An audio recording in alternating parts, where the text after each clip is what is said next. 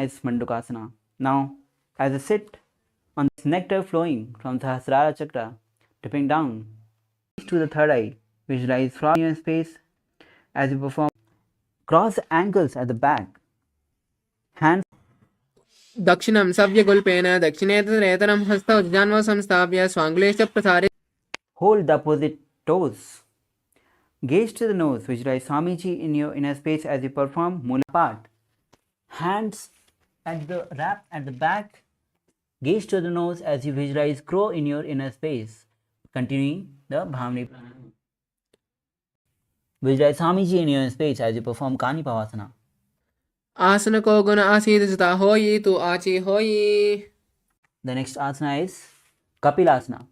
Now with both the hands on the ground, shoulder width apart, bring the top of the head on the ground. Now forming a triangle. Now with the knees on the hand, lift the leg down. The next asana is Parsha Mayurasana. Now squat on the toes with legs together. Now twist the body on right side. Now both the hands of both the elbows on the hip and thigh. Now lean forward, gaze to the third eye. Now extend the legs outside on the sides. Now perform Parshvamayurasana, visualizing peacock in your inner space. मयूरं दण्डवत् कुर्यात् मयूरं दण्डनामकं कुर्यान् मयूरं पार्श्वाभ्यां मयूरपार्श्वनामकम्. Now relax. We'll be performing Parshvamayurasana on the other side as you twist the body on the left side. Elbows on the knee and the hip.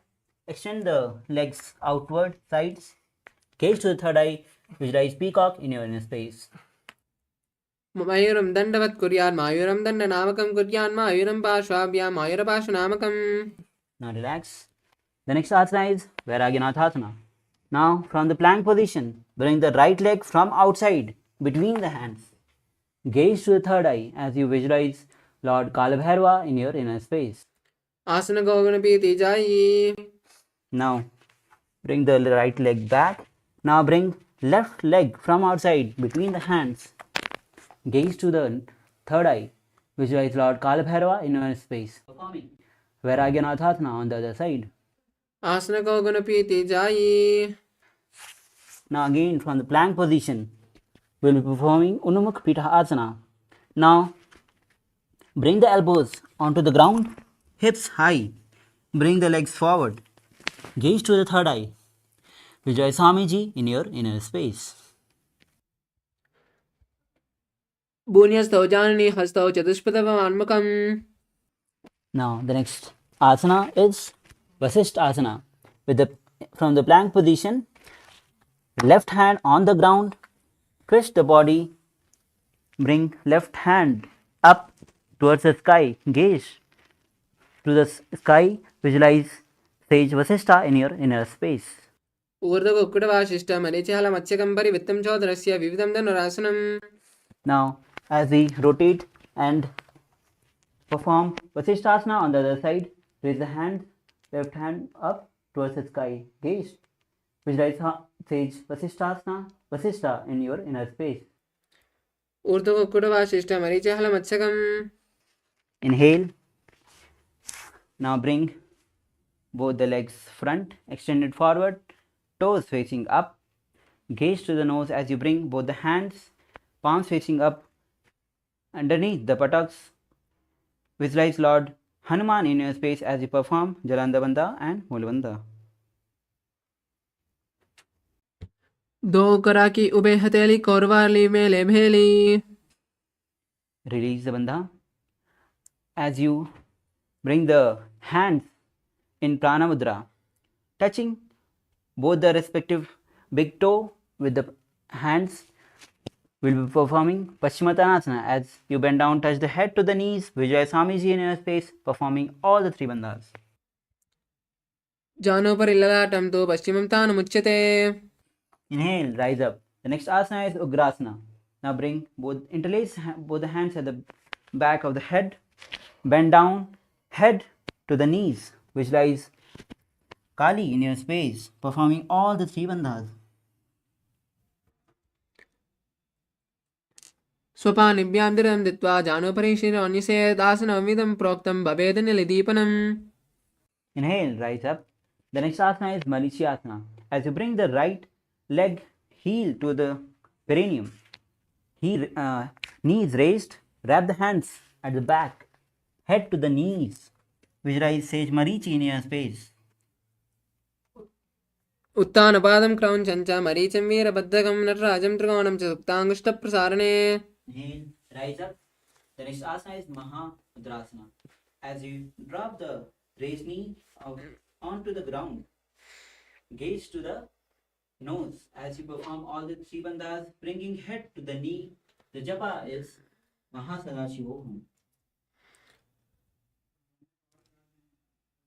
महामुद्रां प्रवक्ष्यामि तन्त्रस्मिन् वल्लभे. Inhale, rise up. As you bring the right leg at front, extended front, bring the left heel to the perineum, knee raised, wrap the hands at the back, bring head to the knees. Visualize Sage Marichi in your inner space, performing Marichiyasana. उत्तानपादं क्रौञ्चं च मरीचिं वीरभद्रकम्. Inhale, rise up. Now drop the raised knee onto the ground. Gaze to the nose. Visualize Swamiji in your space as you touch the head to the knees, performing all the three bandhas.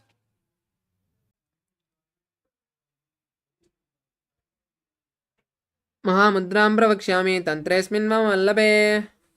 Inhale, rise up. Now bring soles of the feet together. We'll be performing Bhadrasana 2. Now with soles of the feet together, heels close to the perineum, hands interlace at front, gaze to the third eye as you visualize Swamiji in your inner space. गुल्पस्थितौ गुल्पौ तु कृष्णस्यादः शिवन्याः पार्श्वयोक्षिपेत्. Now the next asana is Gwalipasana. With soles of the feet together, extend the legs forward, heels together, heels apart, toes together, hands on the respective knees. Gaze to the nose. Visualize Swamiji in your space as you perform Mulabandha and Chalandarbandha. पूर्वचर परचोकह्य सोहि वाहि विद्यो की जी सोयि. Now release the Jalandabandha. The next asana is Joniasana. As you bring the soles of the feet together, heels close to the perineum. Hold the soles of the feet. As you bend down, touch the nose to the ground, gaze to the nose, performing.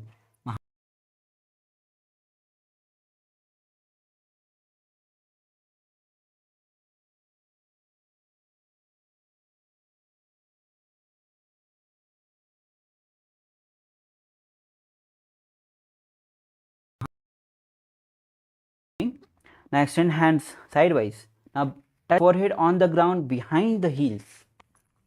Now gaze to the nose as you visualize Swamiji in your inner space. पूर्वविधि पगी परी पगतली संपुटे soul एड़ी मिली रासे. Inhale, rise up. With the soles of the feet together, heels close to the perineum. We'll be performing Siddha Samadhiyasana as you separate the heels, bring the hands underneath the legs, gaze to the nose, bend down, touch the forehead on the ground, throat to the big toe. दो पगतली संपुट करे soul मेरे आज्ञा में धरे. Inhale, rise up. The next asana is Chinnakipavasana. Now with the soles of the feet together, heels close to the perineum. Open the sole feet like a book, with holding it with both the hands. Now keep the elbows on the knees, respective knees. As you gaze to the nose, visualize Swamiji in your inner space. दो पगतली एड़ी धरती मगिवा में लगावे. Inhale, rise up. Soles of the feet together. We'll be performing Charapat Chokasana as place both the hands on the respective knee. Gaze to the third eye. Now visualize Swamiji in your inner space as you perform the Mulabandha and Udyanabandha. दो पगतली संपुट धारे आगा में करे चार पसारे. Now relax. The next asana is Bhairavasana. Now sit and bring the toes, soles of the feet together with toes on the ground, knees apart, heels up. Now bring both the hands in Bindu Mudra on the respective knees. Gaze to the third eye. Visualize Lord Kalabhairava in your inner space as you perform Moolbandha and Udyanabandha. गुल्पो सम्पीड्य चान्योन्यं युत्क्रमेण समाहितः. Now relax. The next asana is Samanasana. Now, with left heel close to the perineum, lift the right leg to the chest. Gaze to the third eye. Visualize Swamiji in your space as you perform Samanasana. समानासनमावक्षे सिद्धमन्त्रादिसाधनादेकपादमनो बुद्धद्वा गुह्योन्यलिङ्गवत्तर्गे. The next asana is Apanasana. Now from the same position, bring the right leg on the top of the shoulders. Raise the other leg. Gaze to the third eye. Visualize Swamiji in your inner space. केवलं पादमेकं च स्कन्धे चारोऽपि यत्नतः. Now lower your legs down. We will be performing Samanasana on the other side as you bring the right heel close to the perineum. Lift the left leg to the chest. Gaze to the third eye. Visualize Swamiji in your inner space as you perform Samanasana on the other side. समानासनमावक्षे सिद्धमन्त्रादिसाधनात्. Now from the same position, we will be repeating Apanasana. Now bring the left leg on the top of the shoulders. Lift the right leg. Gaze to the third eye. Visualize Swamiji in your inner space. केवलं पादमेकं च स्कन्धे चारोऽपि यत्नतः. Lower your legs down. The next asana is Gomukhasana. As you bring the left leg, fold the left leg down, bring the right leg on the top of the left, interlace the fingers on the top knee, gaze to the nose as you visualize cow in your space, and the new pranayama is Sitakari pranayama. The japa is Om Nithyanandoham. सव्ये दक्षिणकल्पन्तो पृष्ठपार्श्वे नियोजये दक्षिणे पिता सव्यं गोमुखं गोमुखं यथा. The next asana is Anushyasana. Now with both the hands in Prana Mudra, hold the opposite toes. Gaze toward the nose as you visualize Rishika Anushya in your inner space performing Sitakari Pranayama, then enter into Moolbandha and Dhyanabandha. दक्षिण गोड़ों निकोटाने वामोता के ऊपर आने. Now release the Dhyanabandha as you move to Anushasana 2. Now hands interlaced at the back, gaze to the nose. As you bend down, touch the nose to the ground. Visualize Rishika Anushya in your inner space. जीवना गोड़ा की संधि उपरिदावा गोड़ा की संधि. Rise up. The next asana is Garudasana. As you bring the left heel to the perineum, right leg knee raised, feet on the ground, hands on the respective knees, gaze to the nose as you visualize Lord Garuda in your inner space. दो पगवा मोरी एड़ी महिलवा गुल्प मूलद्वारिणी कैदे. The next asana is Naradasana. Now sit on the left heel. Now interlace the fingers at the back. Gaze to the third eye as you twist. On the right side, visualize sage Narada in your inner space.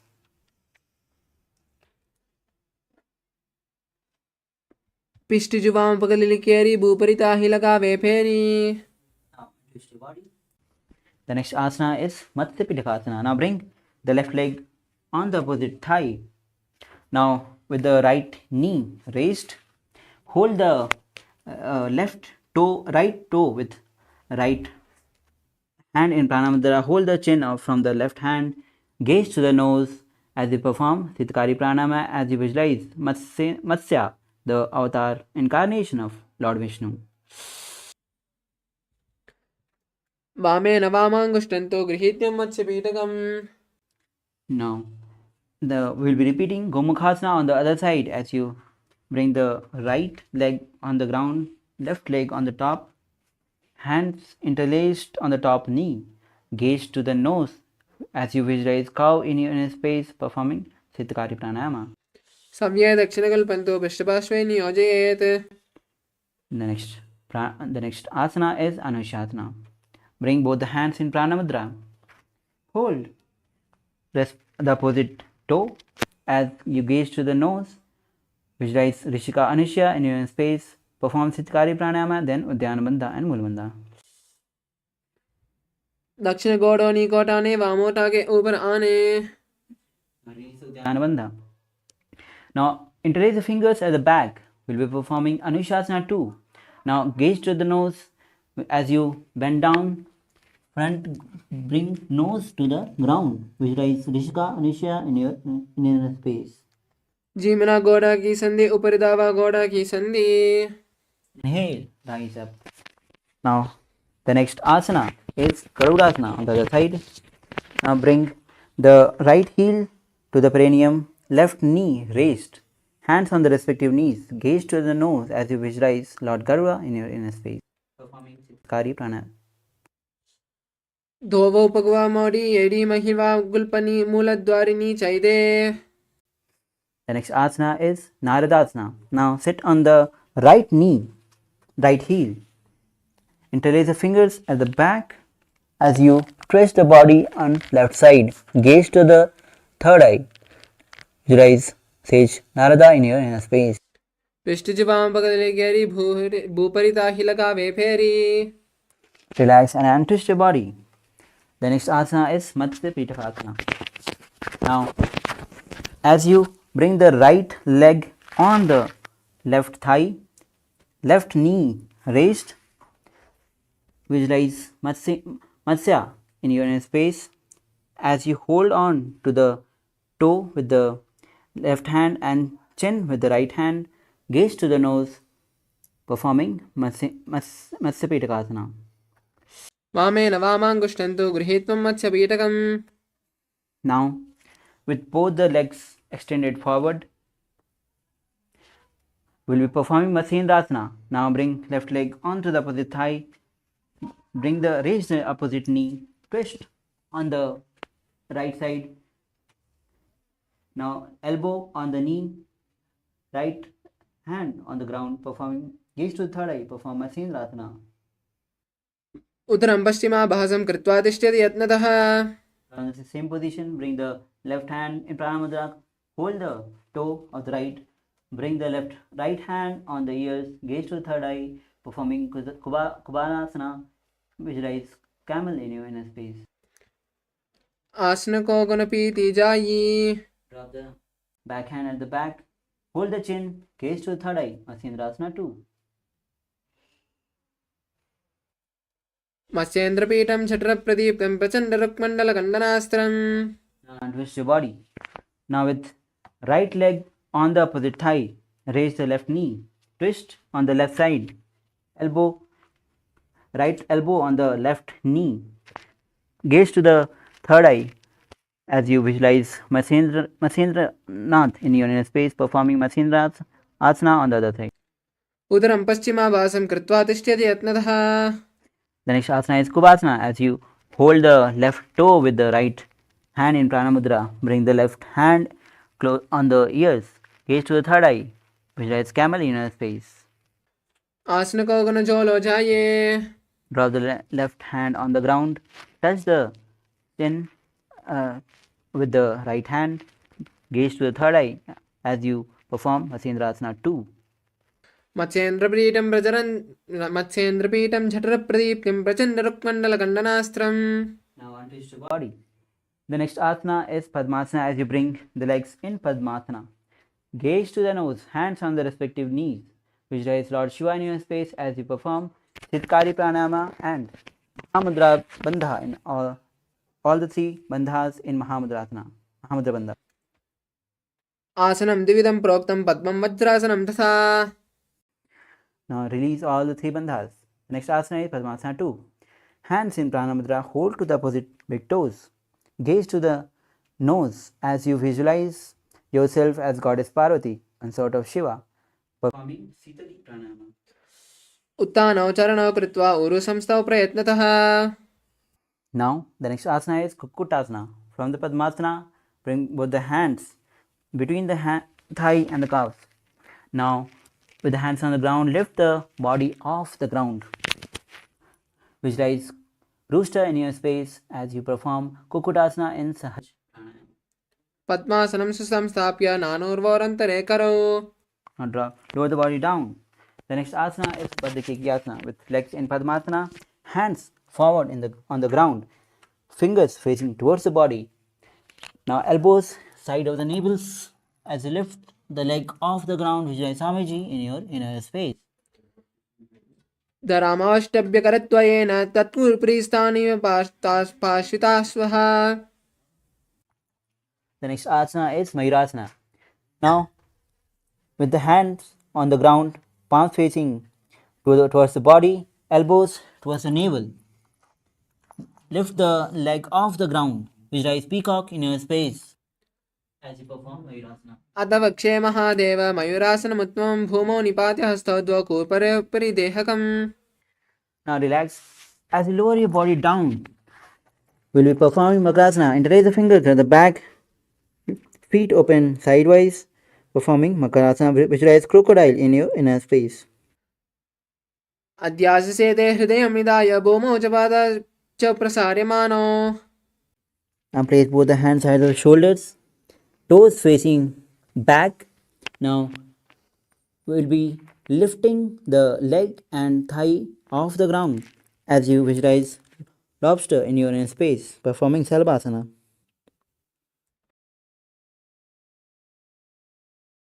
We'll visualize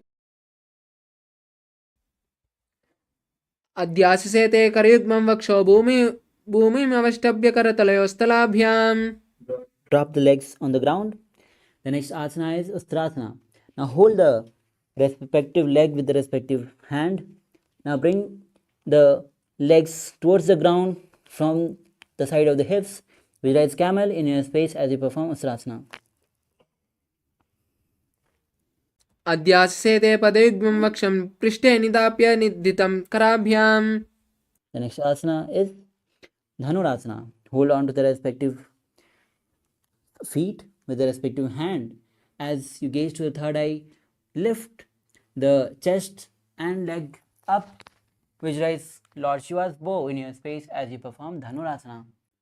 प्रसार्य पादौ भुविदण्डरूपौ करे च पृष्ठे पादयुग्मम्.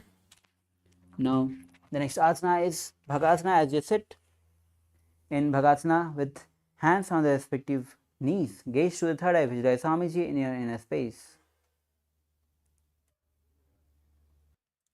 उल्टा मोड़ी बाव दो वैसे बहरो जगदी करे एक वैसे.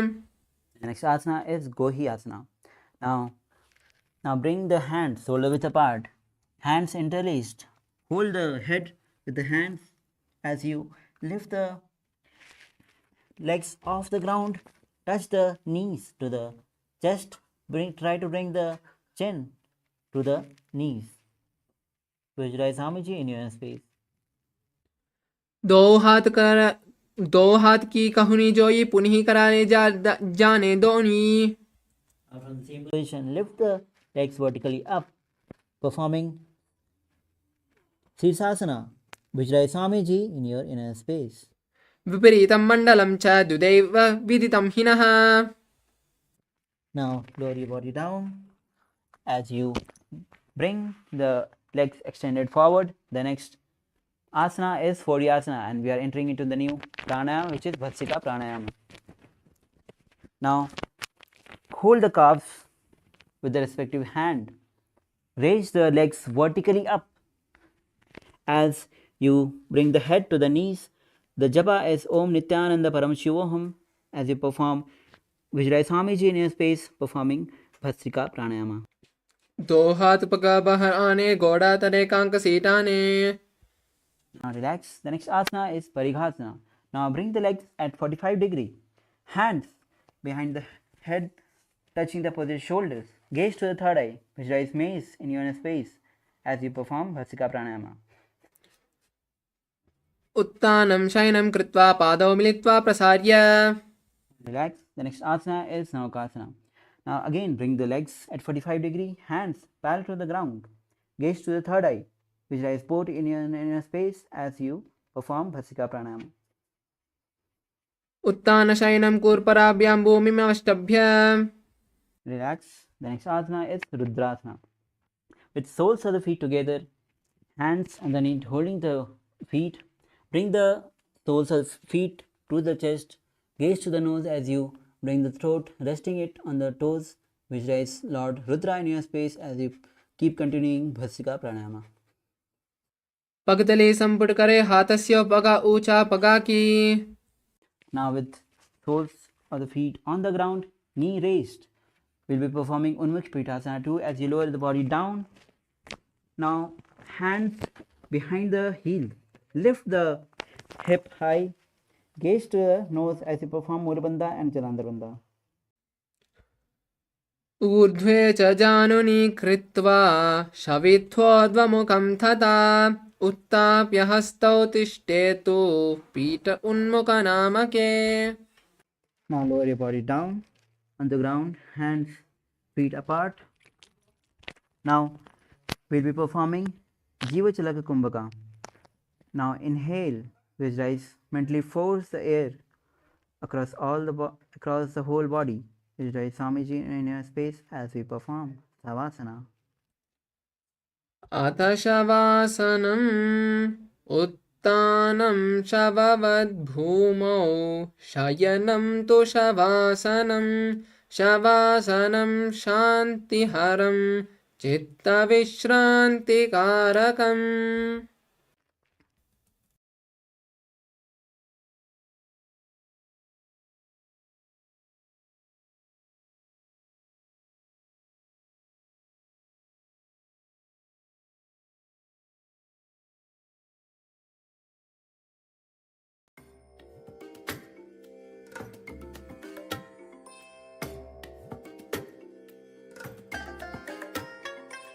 I bless you all.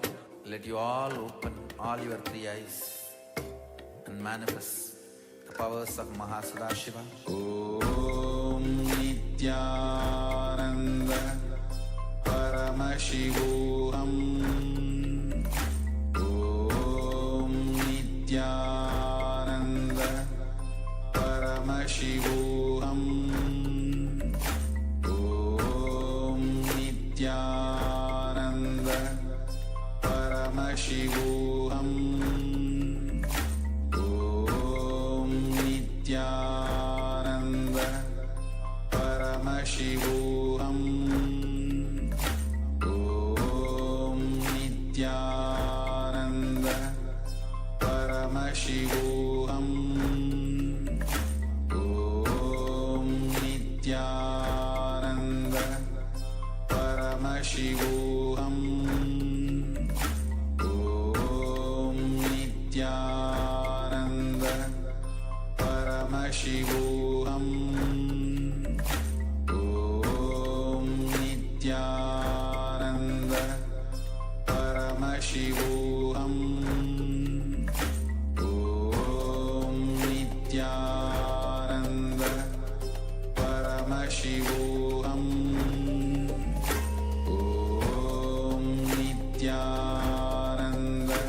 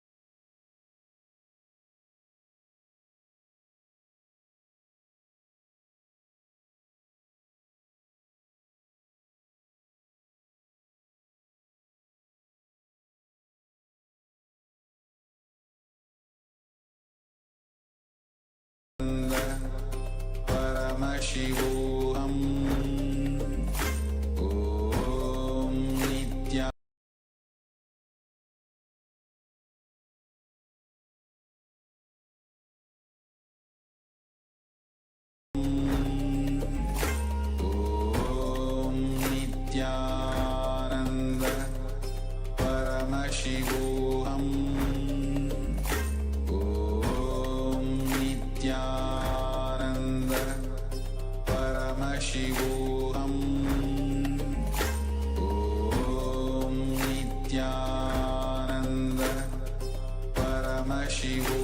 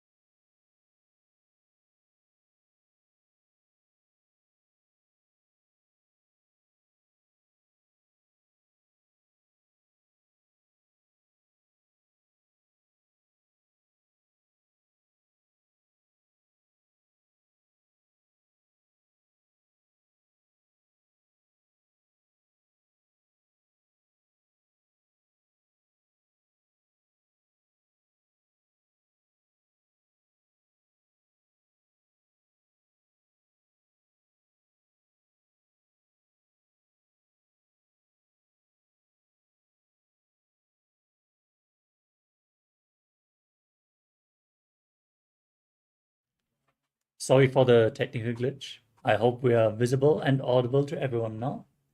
Let us continue with the next asana of the sequence, which is Kalyanasana. Now, raise your knees up and bring your arms underneath the legs as you interlock your fingers behind your back in Parashva Mudra, gazing to the tip of your nose and visualizing yourself as a beautiful, auspicious goddess in Kalyanasana. दो हाथ पगम बीच आने तिनको गोड़ा नीचे ठाने. Next up is Sankatasana. Now stack your knees and place the top of the left foot flat on the mat, sitting with your perineum on the left heel, with the right foot by the left hip. Place your hands on opposite knees. Gaze outwards without focusing on any external objects in Vaishnavi Mudra, while visualizing yourself as an elegant swan. वामपादं चितेर्मूलं संन्यस्य धरणीतले. Next up is Dhenukasana. Now slide the left heel outside the hip. Place your hands on top of both knees. As you visualize a cow in your inner space, breathe in Ujjayi Pranayama, making an ocean-like sound with your mouth as you engage Uddiyana Bandha and Mula Bandha. अनुषाकीनगर पंचडं वृषीलिन्दगल्यम्नि. Next up is Machandrasana. Now place the right foot on the left thigh and the left foot on the right knee. Bring your left hand behind your back, twisting your spine, holding on to opposite thighs with your hands, and gazing to your third eye as you visualize Swamiji in your inner space. वामजंगभरदक्षिणटाने वामहस्तपिष्ठीति आने. Next up is Machandrasana 2. Untwist your spine, hold onto the big toes in Prana Mudra as you lean forward and down, placing your forehead on the mat. Now visualize Swamiji in your inner space. प्रथमजी मनो चरणजोयी वामजंगपरिराखे सोयी. The next asana is Guru Asana. Maintaining the same sitting posture, interlock your fingers and place them on the top knee. Engage all three bandhas Mahamudra Bandha as you visualize Swamiji, your Guru, in your inner space. ऊरुमूले इतरपादस्य कनिष्ठिका प्रदेशगुल्फं संस्थाप्य. Now untwist your legs and place the top of the right foot on the mat as you stack the left knee over top, sitting on the right heel, hands on opposite knees, visualizing a swan in Sankatasana on the other side. वामपादं चितेर्मूलं सन्न्यस्य धरणीतले पाददण्डेन याम्येन वेष्टयेद् वामपादकम्. Slide the right heel outside the hip. Place your hands on the top knee. Visualize a cow and engage Uddiyana Bandha and Mula Bandha in Dhenukasana on the other side.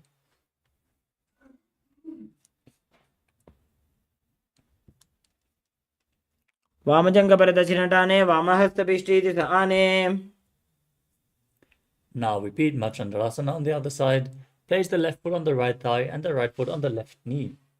Bring the right hand behind, hold on to opposite thighs and twist your spine as you gaze to your third eye and visualize Swamiji. प्रथमजी मनोचरणजोजी वामजङ्घपरिराखे sooji. Untwist your spine, hold on to the big toes and lean forward and down in Machandrasana 2 on the other side.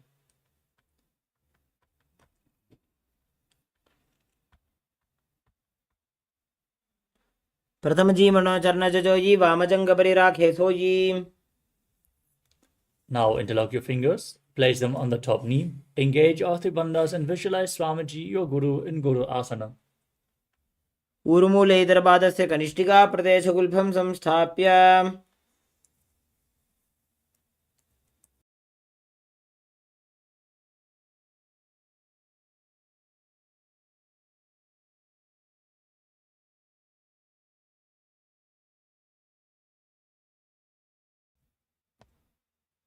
The next asana is Parshasana. Now place your feet flat on the ground and lift your knees to the chest as you hold on to opposite knees with your hands, pulling them close. Bring your tongue up in Kechari Mudra, leading the tongue up along the nasal tract if you can, as you gaze to your third eye and visualize Swamiji in your inner space. पादतले भूमौ निधाय जाननिवृत्ति निधाय. Next up is Bodha Shukasana. From the same position, hold on to opposite wrists, pull the knees close, place your chin on the knee as you gaze to the tip of your nose and visualize Swamiji in your inner space. द्वौ पक्तली भूपरिधरे कोरुमाहिलिये सेकरे. Next up is Kudakatasana. Now bring your hands underneath the knees and hold on to opposite elbows, pulling your knees close to the chest as you gaze to the nose and visualize Swamiji.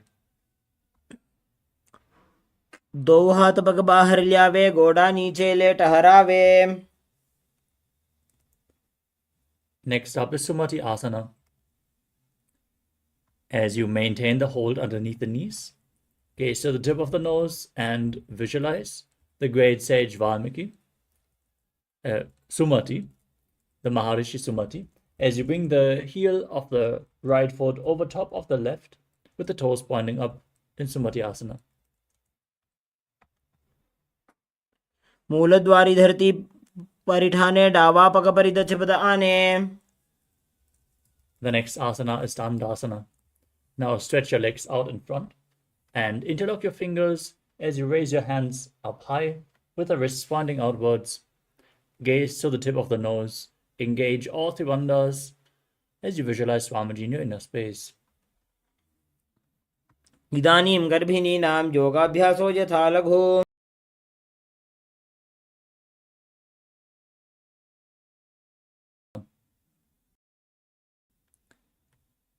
Now sit with your legs extended. Hold on to the big toes in Prana Mudra as you lean forward and down.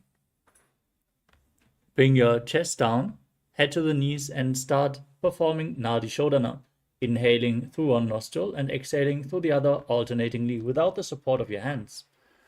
Gaze to your nose as you visualize Swamiji in your inner space. दो पग मिलिवा पसारी पगा का अंगूठा पकड़ी लीला टकोड़ा लगावे. Next up is Pidokasana. As you sit with your legs straight, extend the knees slightly up and bring your arms underneath the knees, holding on to the feet from the outside. Now gaze to your third eye and visualize Swamiji in your inner space. प्रथम बैसी दो पाव पसारी कछुक उर्द को कुरडो डारे. The next asana is Jalandhari Pavasana. As you keep your legs extended, the soles of the feet together, bring your hands underneath the shins and your chin on the heels. As you gaze to your nose and visualize Swamiji in your inner space. दो वेड़ में लिखे दीजिए हाथ पसारी. Next up is Urdhva Paschimottanasana.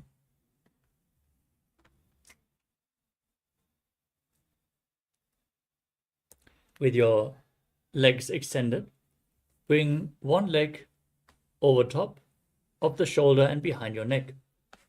Then lean forward and down and hold onto the front foot with both hands. As you visualize Swamiji in your inner space, perform Pratyahara Kumbhaka. Visualize the prana flowing up through 9 points of the body, starting from the soles of the feet to the regenerative organ, to the navel, to the heart, to the throat, to the palate of the mouth, the center of the eyebrows, the top of the forehead, and the crown center. This is Pratyahara Kumbhaka.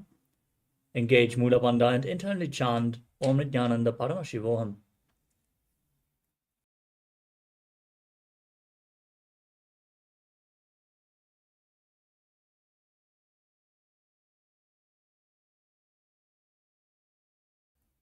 पश्चिमतानवत्सं स्थितिं कृत्वा एकं पादं ग्रीवायां धृत्वा तिष्ठेत्.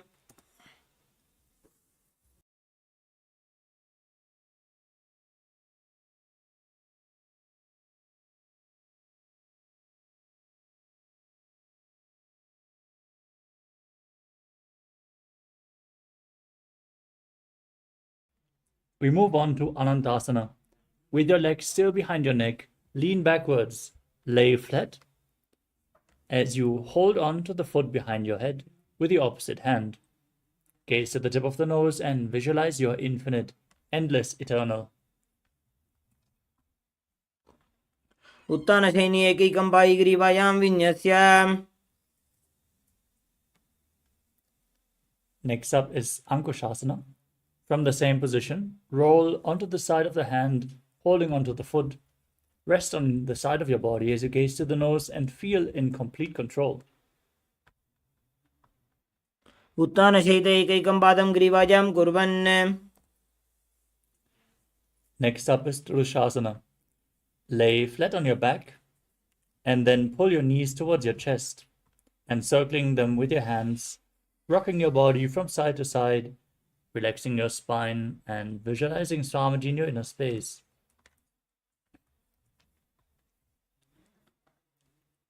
उत्तानशयनं जानुनी हृदयवष्टम्भ. Next up is Urdhva Paschimottanasana on the other side. Now lift the other leg behind your neck. Lean forward and down, hold onto the front foot. Visualize Swamiji. Keep performing the Pratyahara Kumbhaka.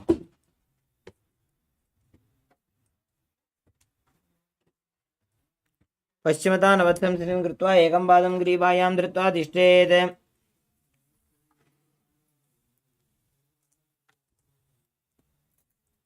Now repeat Anantasana on the other side, holding onto the foot behind your neck and leaning back as you visualize yourself as unending.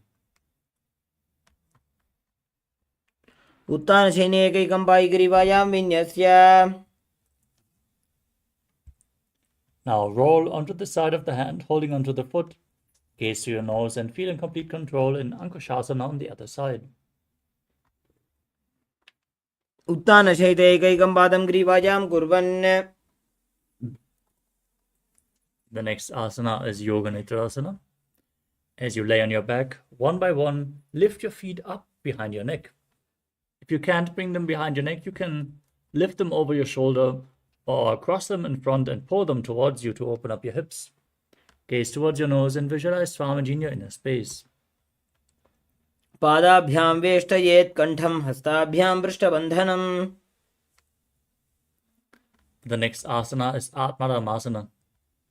With your legs raised towards the head, wrap your hands around the legs and interlace your fingers behind your neck as you gaze to your nose and visualize Lord Vishnu blessing you from within.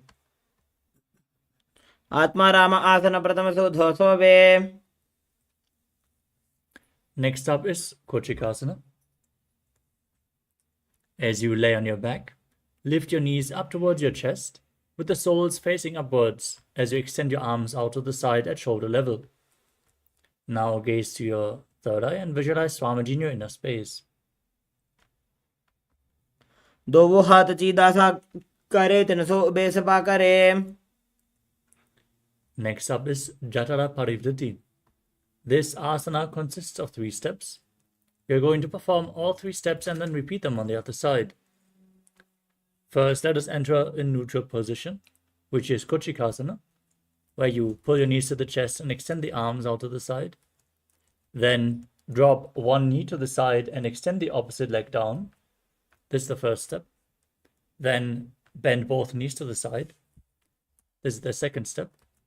And then extend both legs to the side, hold onto the feet and gaze in the opposite direction as you visualize Swamiji.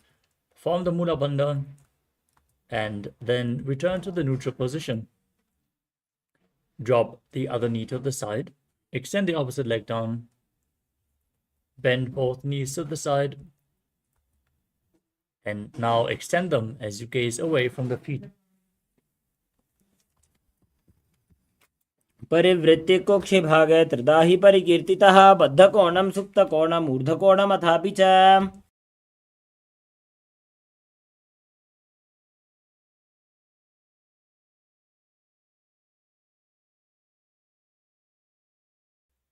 The next asana is Dviparapitam. As you lay on your back, place your feet flat on the mat and then lift your hips up high as you hold onto your ankles. Gaze to the tip of the nose and visualize yourself as sturdy as a bridge as you start breathing in Murcha Kumbhaka, engaging Jalandharavandha while exhaling, forcefully pushing the air through the throat lock. प्रतिक्रियायुतं द्वन्द्वपीठ सर्वबलप्रदम्.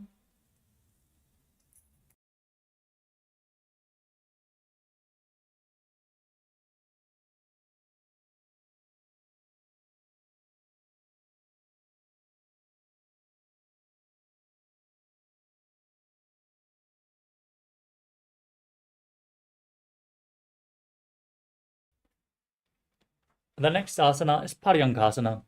Laying on your back with your feet flat, bring your hands over top of your shoulders, fingers pointing towards your feet as you lift your entire body off the mat. Push your hips up high as you visualize yourself as sturdy as stone furniture. Breathe calmly through your nose in Sahaja Kumbhaka.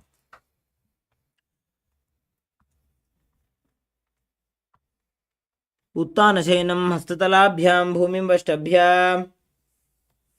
Next up is Shvottanasana. Laying on your back, lift your knees up towards your chest and place your hands on the respective shoulders as you move your hips round and round in a circular motion. Visualize yourself as a dog playfully rolling around on its back. शवच्छरीरं संस्थाप्य जानुनी सम्मील्य नाभुवाणिज्यम्. The next asana is Viparita Karani.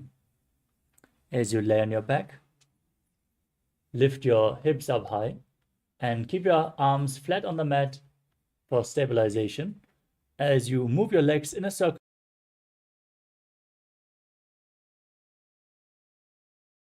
Mula Bandha engaged. भूतले सुशिरो दत्त्वा खेनये चरणद्वयम्. Now from that position, stop the movement of the legs in Viparita Karani 2 as you keep visualizing Swamiji. Karni विपरीताख्या सर्वाधिव्याधिनाशिनी. Next up is Langalasana. As you lay on your back, lift your hips up and bring your feet over top of your head, interlocking your fingers behind your back.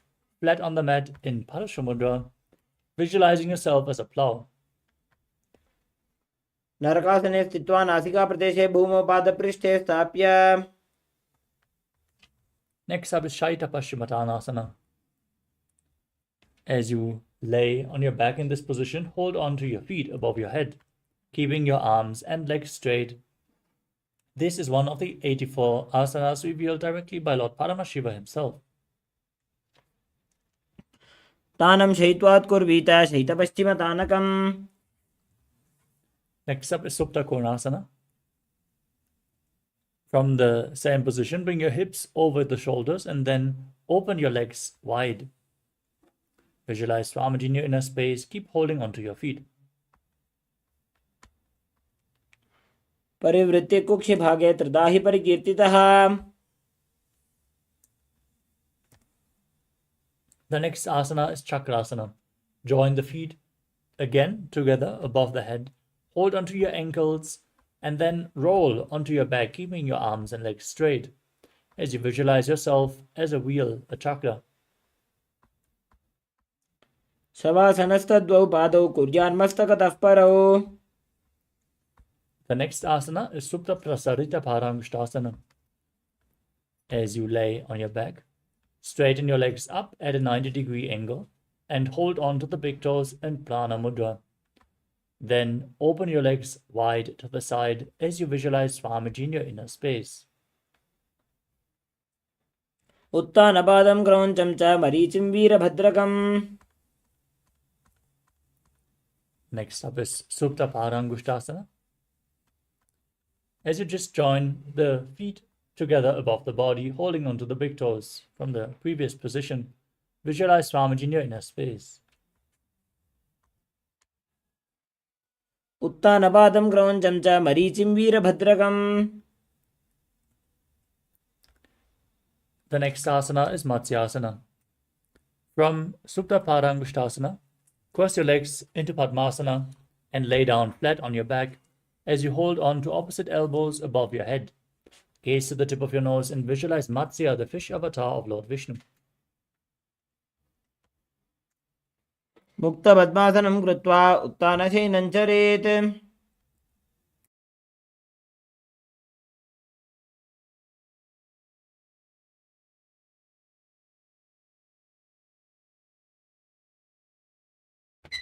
Next up is Parasharamasana.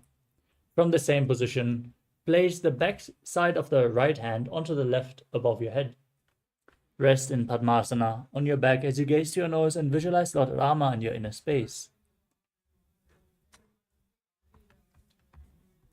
प्रथम करे पद्मासन आचे सुधो सोवे भूपरि पाछे. Next up is Sarvangasana. With your legs in Padmasana, laying on your back, raise your legs and then your hips, supporting your lower back with your hands in an inverted posture in Padmasana as you gaze to the nose and visualize Swamiji in your inner space.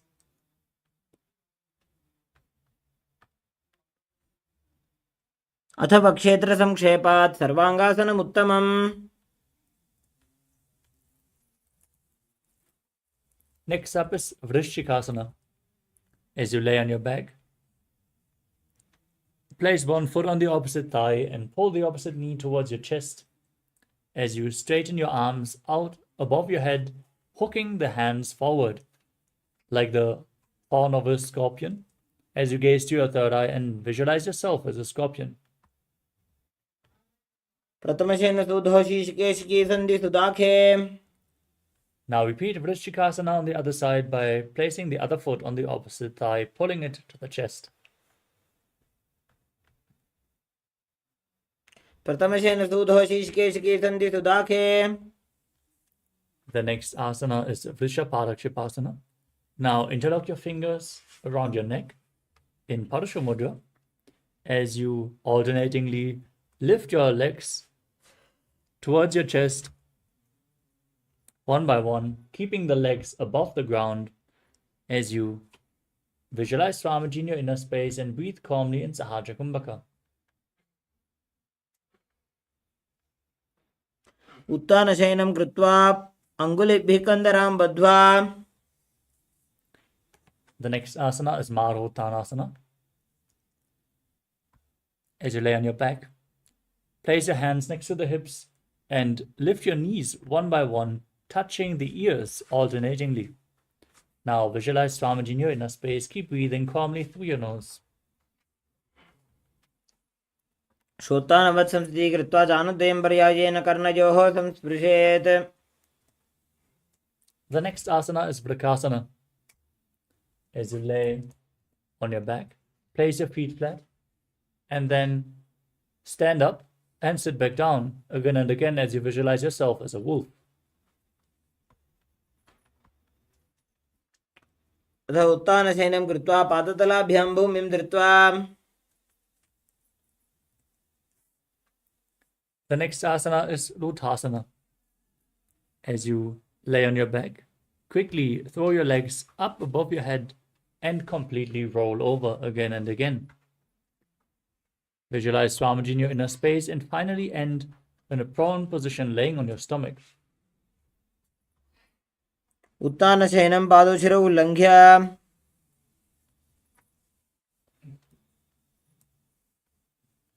From the prone position, place your hands next to the shoulders, flat on the mat, as you contract your lips, making a whistling sound like the sound of a flute while inhaling. As you visualize yourself as a chariot carrying warriors into a battle for Dharma on your chariot back in Saladhasana.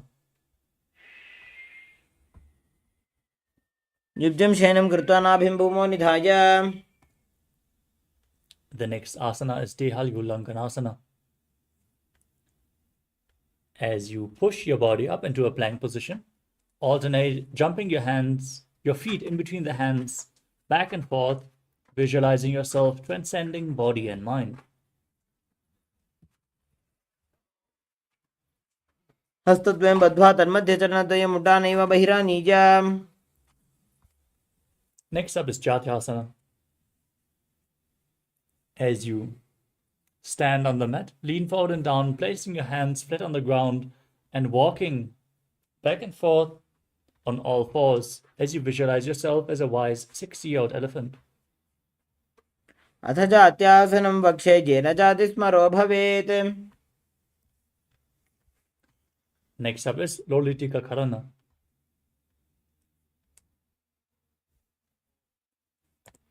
Now stand with the knees bent and the feet pointing outwards. Bend your elbows and keep your hands at the chest level as you rotate your arms around the body and lean back to move your head in all directions.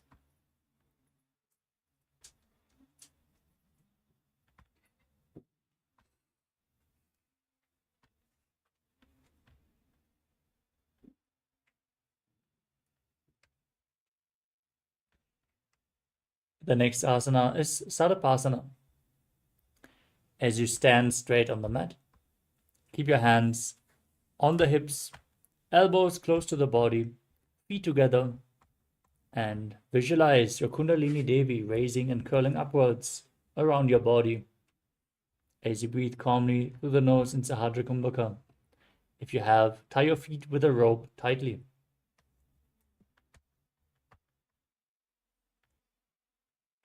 अथ सर्पासनं वक्षे वायुपाणाय केवलम्.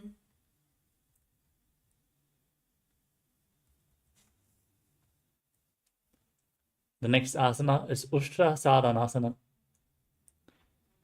As you stand on the mat, lean forward and down, holding on to the toes with your hands, stepping your feet on top of the fingers. Now, walk around on the mat as you visualize yourself as a camel.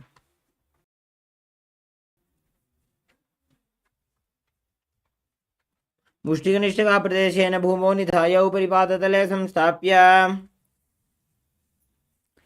Next up is Ashvasana. From the same position, hold onto the feet from the outside. Step on your fingers and walk around on the mat, visualizing yourself as a horse. मुष्टिकनिष्ठिका प्रदेशेन भूमौ निधाय उपरि पादतले संस्थाप्य. Next up is Kapota Nitakasana. Now interlock your fingers behind your body and pull your hands down towards the calves as you open up your chest. Lean backwards as you visualize yourself as a soaring bird diving. पादतले भूमौ निधाय पृष्ठभागेन हस्तो जङ्घापर्यन्तं नीत्वा. Next up is the Tala Pushpaputam Karana. As you stand tall with the palms together, Namaskara Mudra, gently bend the knees and keep the toes pointing outwards as you simultaneously open up the palms, raise one heel, slightly lower the waist and shoulder of the respective heel as you visualize yourself holding a bouquet of flowers and offering it to Paramashiva.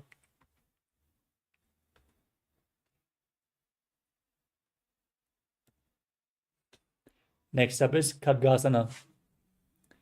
As you visualize yourself as a rhinoceros, gaze to the tip of the nose and then lay down on your stomach, jump your feet up towards your hand, stand back up and bring your hands in Namaskara Mudra in front, resembling the horn of the rhinoceros. आसनं कृत्वा पादतलाभ्यां भूमिं धृत्वा. Next up is the Uttanottanam. You can use weights to intensify this asana.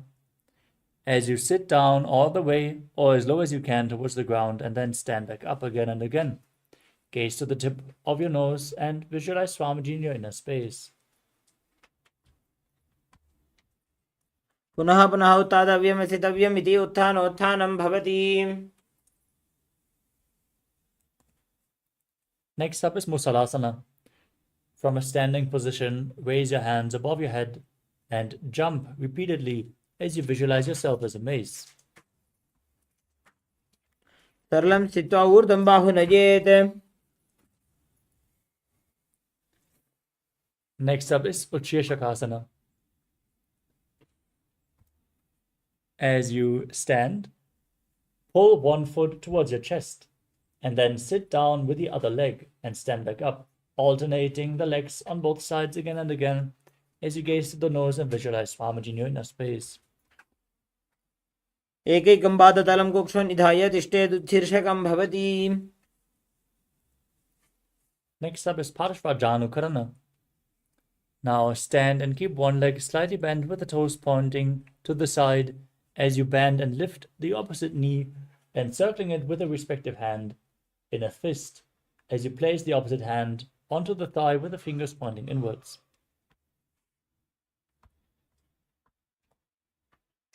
We move on to Tandavasana. As you stand on the mat, extend one leg and both arms forward, then sit down and stand back up as you visualize yourself fiercely dancing as Lord Shiva, holding weights if you want to intensify this asana. एकेन पादेन स्थातव्यं ताण्डवासनं भवति.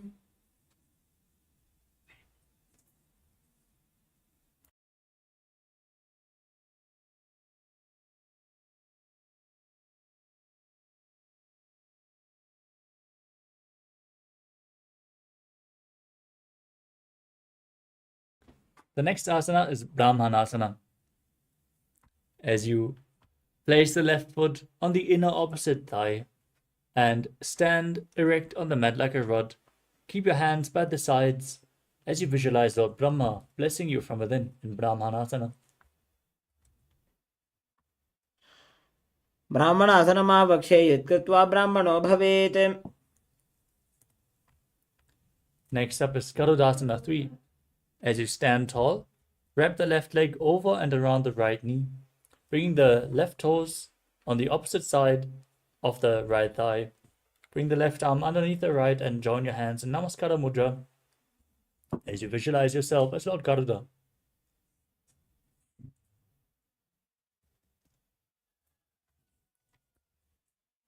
उत्थानकूर्मपीठं च संहस्कारुणमेव च.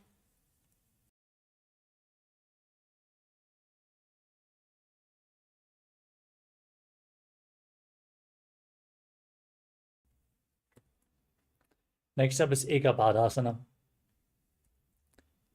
With the left foot on the right thigh, keep your hands relaxed by the side and visualize Swamiji in your inner space. दक्षाङ्घ्रिं वामपादस्य जङ्घोपरि निधाय च. The next asana is Dhruvasana, the pole-star posture. As you stand on the right leg, hold on to the left big toe in Prana Mudra. Extend the leg out to the side and start rotating quickly on the standing leg, visualizing yourself at the north as the North Pole Star.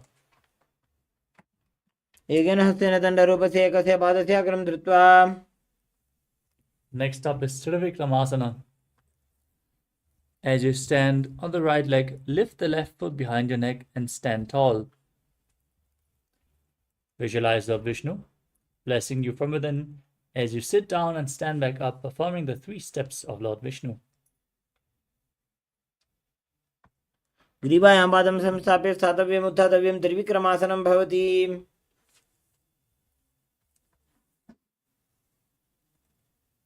Next up is Parshvajanukarana. On the other side, now lift the other knee towards your chest and circle with the hand in a fist, opposite hand on the thigh with the fingers pointing inwards.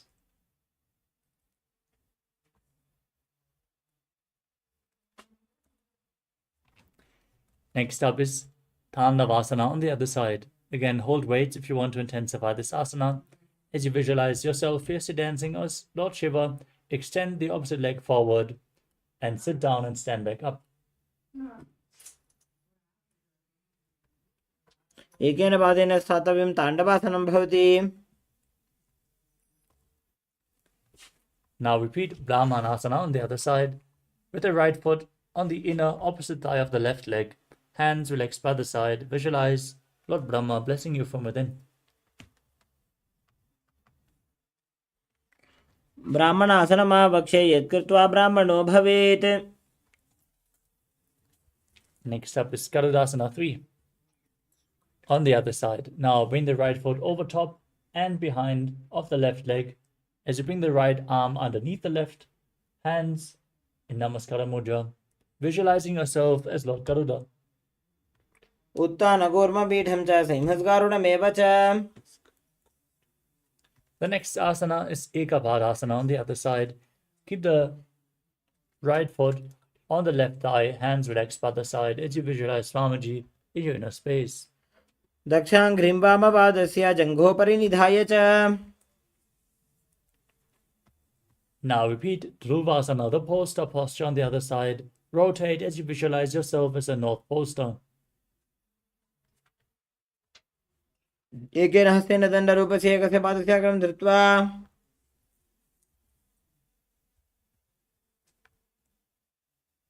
Now repeat Trivikramasana on the other side. Bring the other leg behind your neck. And then sit down and stand back up while visualizing Lord Vishnu. ग्रीवायां पादं संस्थाप्य स्थातव्यम् उत्थातव्यं त्रिविक्रमासनं भवति.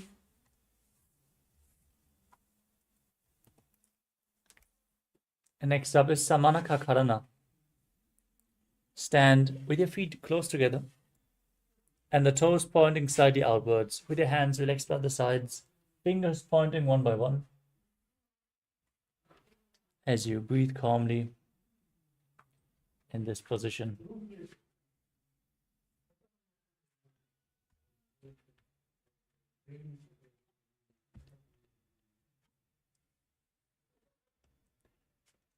We enter the final 100 asanas of the sequence with the first asana, Gorak Anjali Asana. Now, stand erect and then bend forward. Bring your hands underneath the knees and make a finger lock in Parashu Mudra as you sit down in a squatting position and let the finger lock touch your navel. Visualize the great sage Goraknath, the founder of the Natha Yoga Hindu Sampradaya, as you start breathing in Jiva Chala Kumbhaka. Inhaling deeply, holding your breath, and then moving the prana up and down and through your limbs by the force of your will.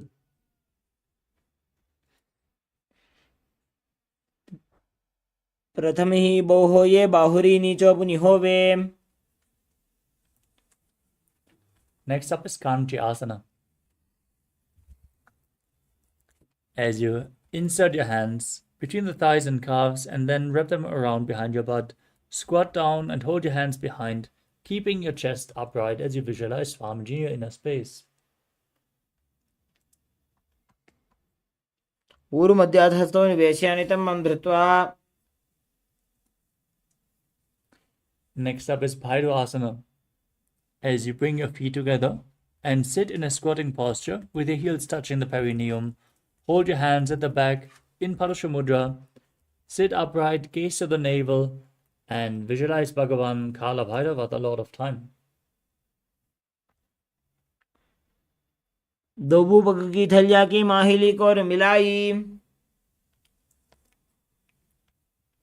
Next up is Varahasana.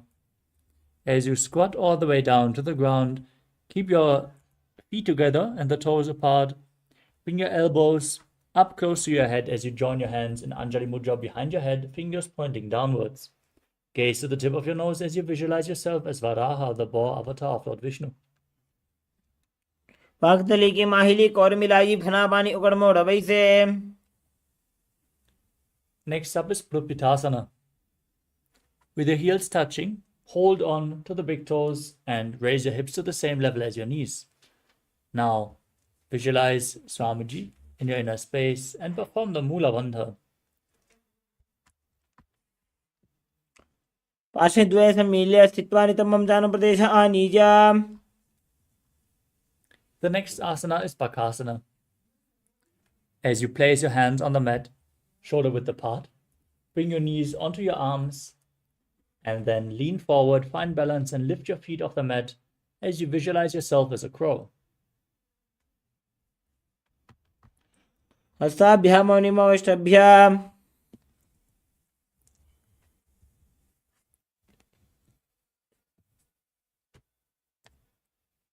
The next asana is Sushtanga Kapali Asana. With your hands flat on the mat, kneel down, place your head on the ground. With your palms spread for support, raise your body onto your head and keep your legs in Padmasana. Now gaze to the tip of your nose and visualize Swamiji in your inner space. आसन को गुण का पला आछो होई.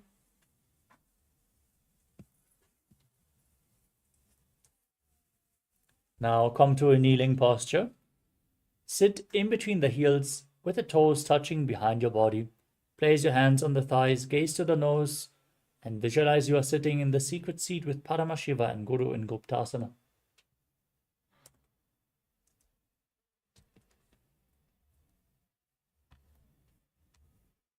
जानूर्वोरन्तरे पादौ कृत्वा पादौ च गोपयेत्. The next asana is Vrikshasana 2. With your hands on the ground, the fingers wide, lift your body up straight into a handstand. This asana should be practiced to purify the 7 chakras. Use a wall for support or ask a partner to aid you in this asana. As you visualize yourself as a tree with deep roots growing into the ground. सप्तचक्रक्षालनाय vrikshasana विशेषकान्. Next up is Shiva Asana. From the same position, the handstand posture, gaze to your third eye and visualize tejas flowing to your third eye, rejuvenating your body, bringing the divine radiance to your being.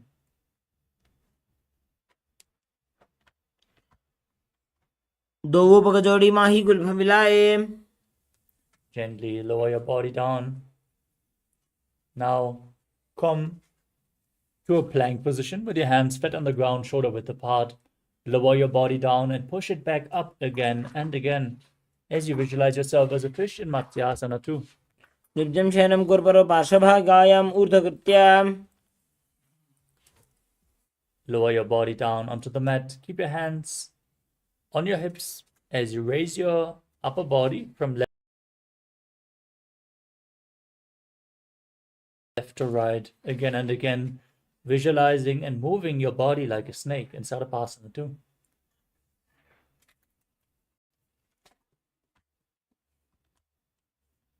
निब्जं शयनं कृत्वा हस्तौ नितम्बं संस्थाप्य.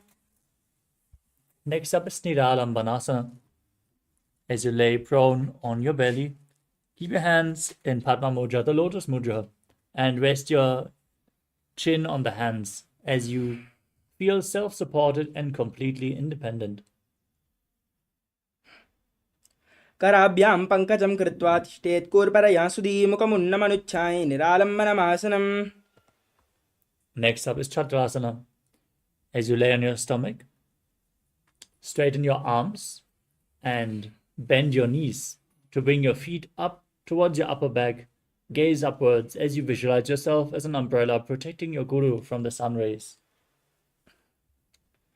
अर्ध्यासनमस्थित्वा हस्तदलाभ्यां भूमिम् अवष्टभ्यमुन्यात् चित्रासनं भवति.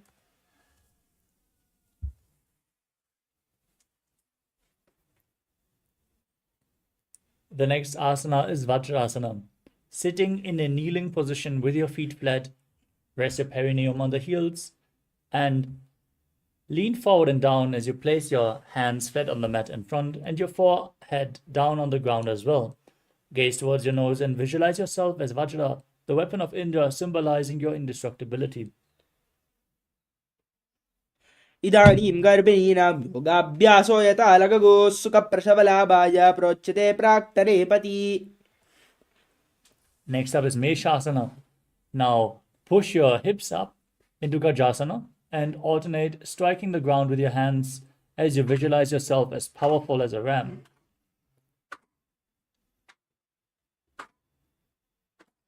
गजासनसंस्थितौ एकैकं बाहुं भूमौ ताडयेत् मेषासनं भवति.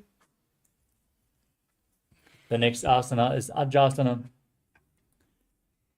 Now, from Gajasana, raise your legs up into a handstand and slowly lower your body down towards the ground as you visualize yourself as unborn, existing for all eternity. गजासनसंस्थितौ पादद्वयं ममतराले कृत्य मस्तकेन भूमिं स्पृष्टा अजासनं भवति.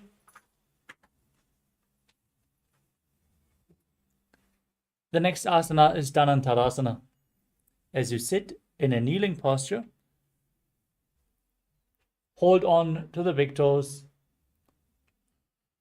and pull the toes towards your perineum. And then place your hands on the respective knees as you keep your spine straight, gaze towards the tip of your nose and visualize Swamiji in your inner space. पूर्व विधि परिहाता की काकसी से फणा शरा मोड़ी. Next up is the Angamottanam. From the same position, interlace your fingers in front and then behind you, moving them left, right, up, down in all directions, giving massage to various different joints and muscles of your body as you visualize Swamiji in your inner space. हस्तयोः अङ्गुलीर्बद्ध्वा हस्तयोर्मध्यात् परमङ्गं निष्कासयित्वा. Next up is Garudasana 4. As you sit on your heels in Vajrasana, turn your feet outwards so the toes point outwards. Keep your thighs and knees resting on the ground, your spine straight with the hands on the knees. Visualize yourself as Lord Garuda, flying Lord Vishnu and Lakshmi on his back. जङ्घोरुभ्यां धरां पीड्य स्थिरकायो द्विजानुना. The next asana is Ananda Mandirasana. As you sit with your legs folded back, the toes pointing backwards and your knees open wide, hold on to your ankles and gaze up to your third eye as you visualize yourself residing in the blissful space of a temple.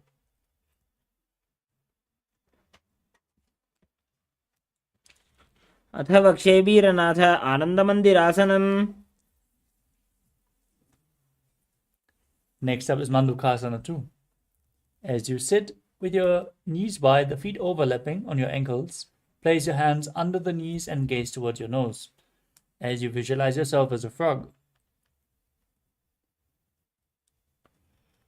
पृष्ठं सम्पीड्य गुल्भाभ्यां जान्वङ्गे सबलयाकृतिः. Next up is Narasimhasana.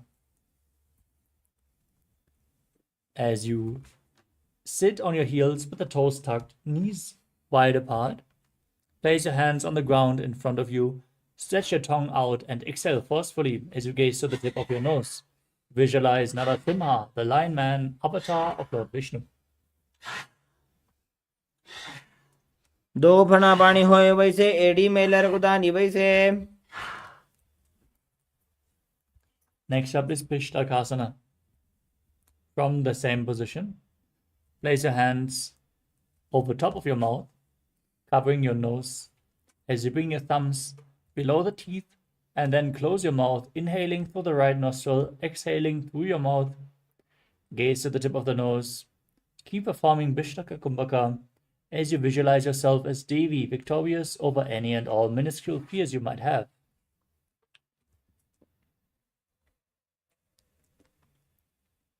दो बगागी AD जोई गोड़ा फनोवान पुनी होई. Next up is Makarasana. As you keep the soles of the feet together with the top of the feet on the ground, sit on the heels and bend your elbows, bringing your fingers towards your armpits as you imitate a monkey stretching itself. Visualize yourself as a playful monkey as you gaze to your third eye and perform the Mula Bandha. दो पगदली संपुट आने तनिगे पिष्टि भूमि परिटाने. Next up is Vajrasanghārāsana.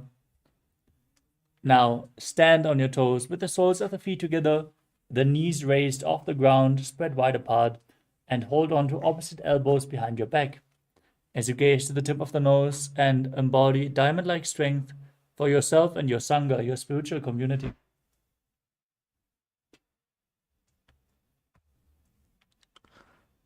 प्रथम पना पाणी होय वैसे दो वो AD कुदानी वैसे. Next up is Kanjanasana. As you keep the toes down and the ankles crossed behind and sit on your heels, place your palms on the mat to the sides, gaze to the tip of the nose and visualize perfect health beyond any and all physical or mental ailments.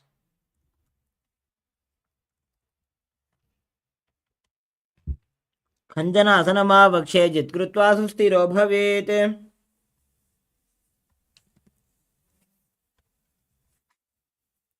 The next asana is Kurmasana. With your toes flat, the feet crossed behind, perineum on the heels. Keep your hands on the knees and make your upper body and neck stiff like the shell of a turtle as you gaze to the nose and visualize a turtle with a stable body and mind living for hundreds of years in Kurmasana.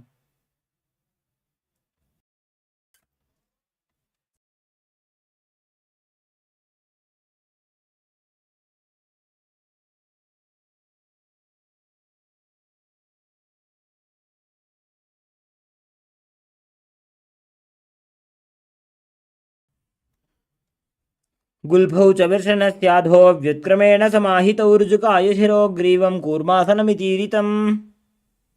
The next asana is Yogasana. From the same position, relax your upper body and neck.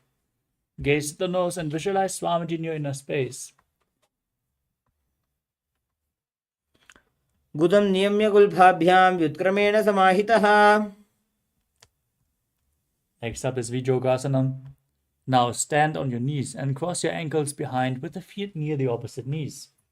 Hold on to your calves with the fingers inside and the thumbs outside. As you gaze to your third eye and visualize a space of eternal oneness, Advaita, with your Guru, Swamiji, in Vijogasana.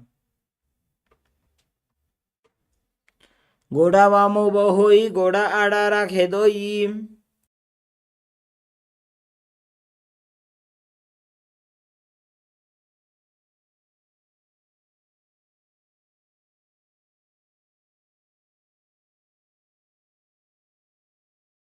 The next asana is Ushtrasana too.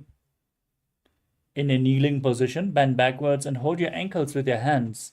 Keep your arms straight and push your hips forward as you tilt your head back and visualize yourself as a camel.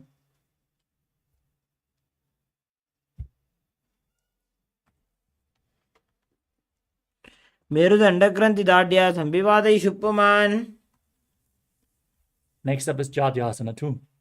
With the heels together, the hands on the soles of the feet, slowly lean back. Bring your elbows down to the mat, followed by the back of your head. Gaze to your nose and visualize yourself as a lotus blooming in Jadyasana too.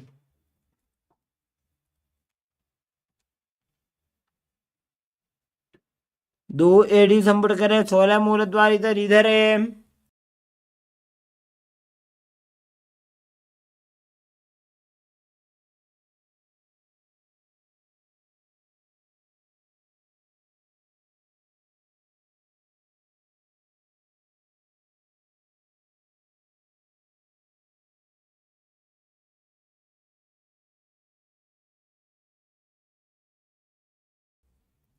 The next asana is Virātāsana. As you sit on the knees with the thighs and calves together, lean back and touch your back to the ground, then rise back up again and again. Gaze to the tip of your nose. Visualize the healing and liberation of all causal subtle forms of your body as you perform the Mula Bandha.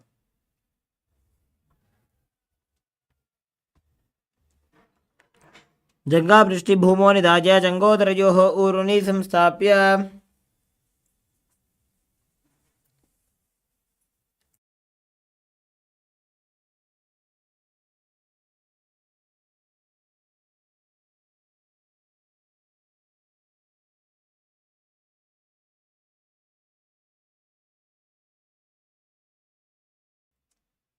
The next asana is Kapotasana.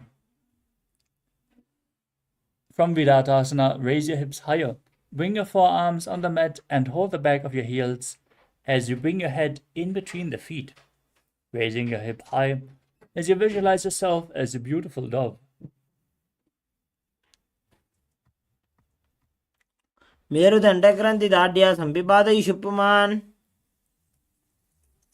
The next asana is Varasana. Stand upright on your knees with the toes tucked, holding onto your arms with opposite hands. Gaze towards your nose and enter the boon-fulfilling posture. Receive your boon from Paramashiva as you internally chant Om Nithyananda Paramashivoham. जानुनि भूमौ संस्थाप्य हस्ताभ्यां बाहुपरस्परं धृत्वा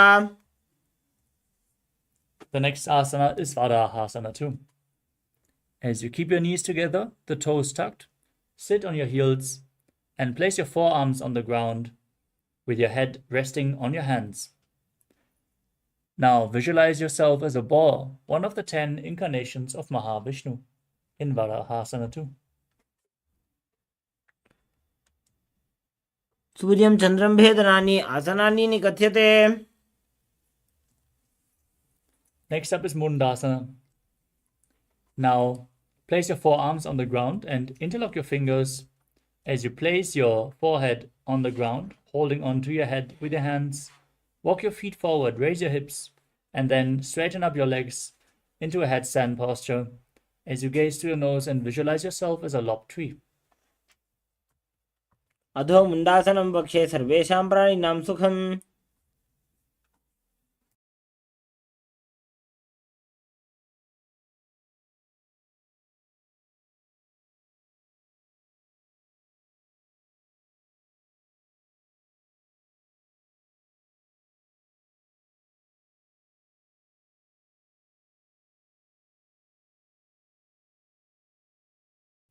The next asana is Andhasana.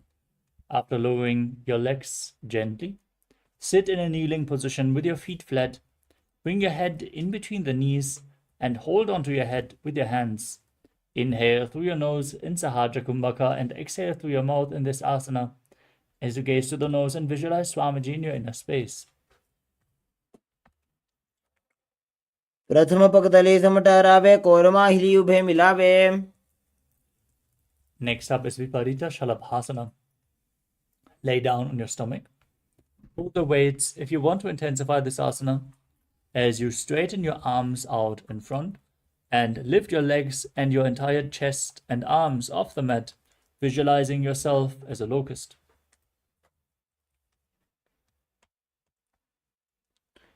शलभासन भेदाश्च नटभेरुण्ड नामके The next asana is Kapalasana. Now lie on your belly with your arms by the side, palms facing down. Place your forehead on the ground. Keep your chest on the mat as you lift your legs up. Visualize a skull representing the mind with purified thoughts and a strong will to attain enlightenment in Kapalasana, the skull posture.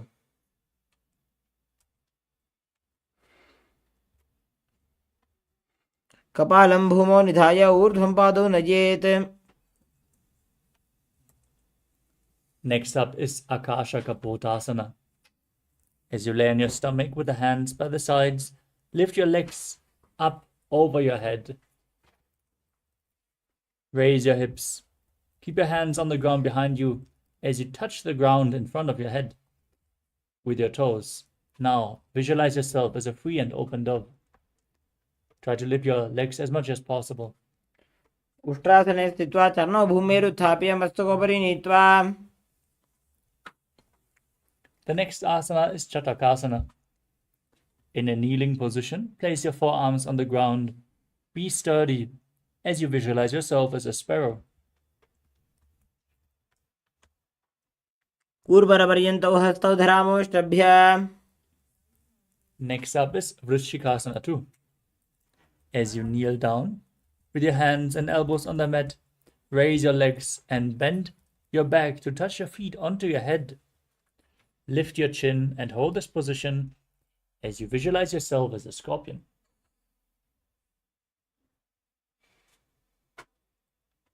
विच्छिवपुच्छप्रतिमाङ्घ्रिपार्श्वे धृत्वा स्वशीर्षे चिबुकं विधार्यको. Next up is Vrishasana. Sit with your perineum on the right heel as you keep the left foot outside the hip with the toes pointing outwards. Place your hands in front of the knees and visualize yourself as a bull. Breathe forcefully through your nose, inhaling deeply, and then holding your breath for a short while. Afterwards, you slowly exhale through your nose in Antaranga Kumbhaka.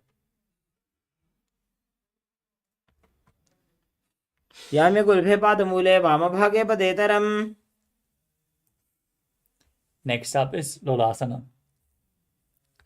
From the same position, lift your knees off the mat, balance on your arms as you cross the toes of the left foot over top of the right, maintaining the feet lifted off the mat as you visualize Swamiji in your inner space. लोलासनं सदा कुर्यात् वायुलोलापघातनात्. Now, place your perineum on the left heel with the right foot outside, toes pointing outwards, hands on the mat in front, as you visualize yourself as a bull in Vrishasana on the other side. याम्य गुल्फे पादमूले वामभागे पदेतरम्. The next asana is Balagunasana. Now place the toes of the left foot on the ground, sit on the left heel, with the right foot flat in front, hands on the knees, the right knee towards your chest. Now visualize Balaguna High, one of the 84 siddhas in your inner space. आसन को गुण जल विकार जाई.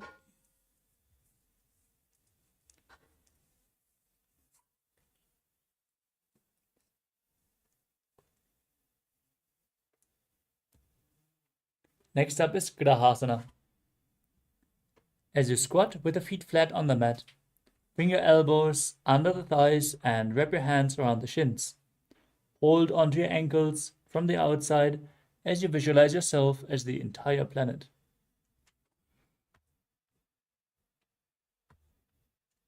पादतले भूमौ संस्थाप्य चारुमध्ये कूर्परौ स्थाप्य.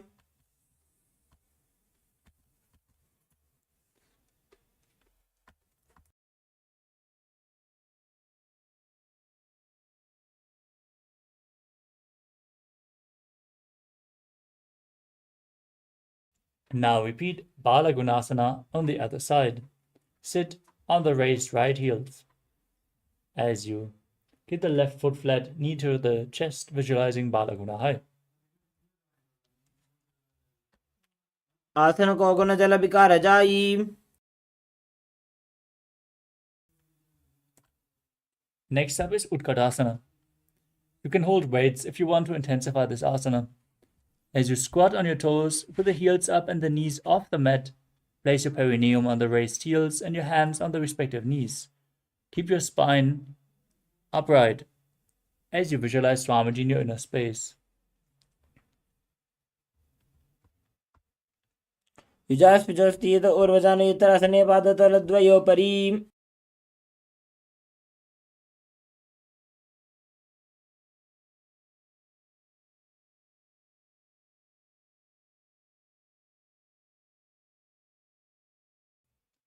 Next up is Vajrasangarasana 2. With your toes tucked, the soles of the feet together, knees open wide, lifted off the ground, hold onto opposite elbows behind your back. Now visualize Swamiji in your inner space. Keep forcefully inhaling in Antarangaka Kumbhaka.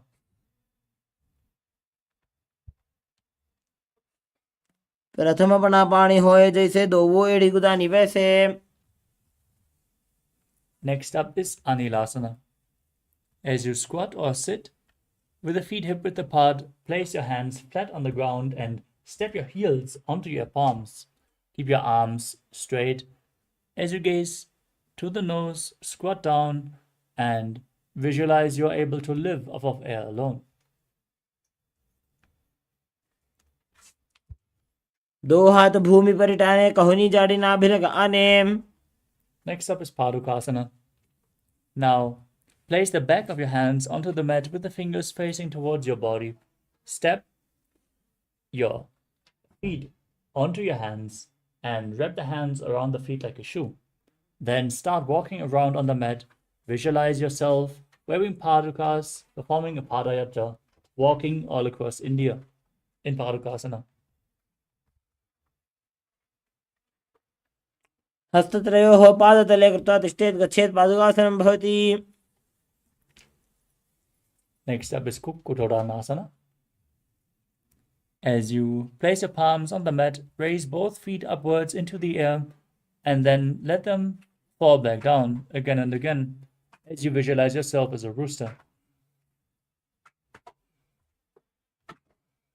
हस्ततले भूमौ कृत्वा पादतले चोर्धुमुड्डानं कृत्वा.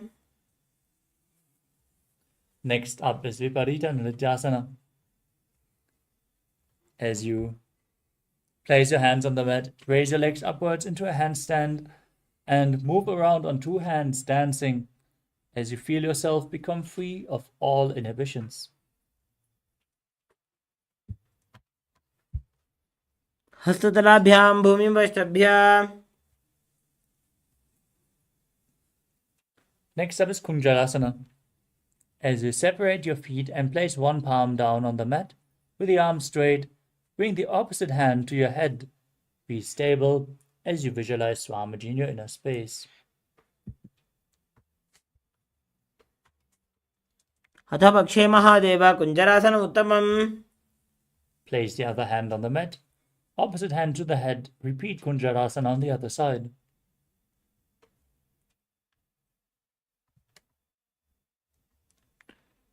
पार्श्वेभ्यां भूमिं वष्टभ्य हस्तद्वयेन गुल्फौ धृत्वा. Next up is Karambasana.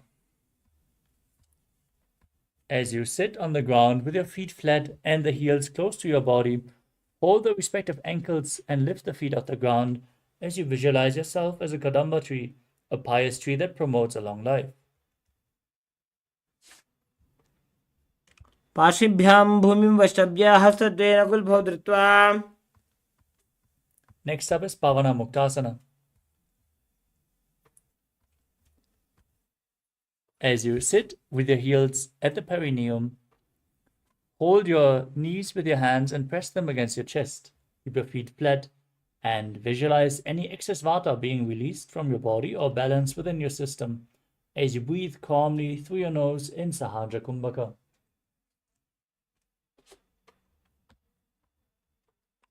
गजोस्तु पादयोः पाणिं लात्वा स्वस्वनितम्बके. The next asana is Chakorasana. As you lift one leg behind your neck, place both hands flat on the mat to the side for balance, and then extend the opposite leg forward and lift your entire body off the mat as you gaze to your third eye and visualize yourself as a powerful source of energy. पूर्वतानं चतुष्पादपीठं वज्रासनं तथा.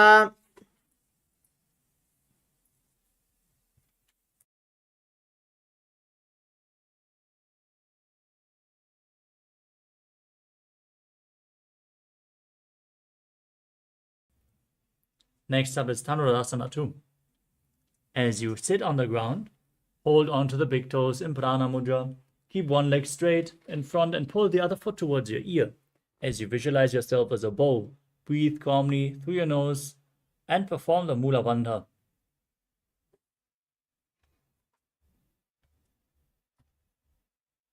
पादाङ्गुष्ठौ तु पाणिभ्यां गृहीत्वा श्रवणावधि.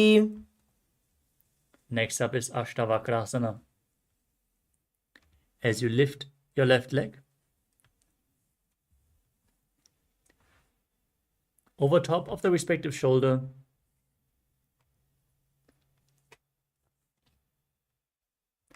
hook the right foot over top and extend the legs out to the side. As you lean forward and down while extending the legs out to the side, lift your head and chest, find balance and visualize yourself as a flying crane. वासिष्ठमथ कौण्डिन्यमूर्धकुक्कुटमेव च.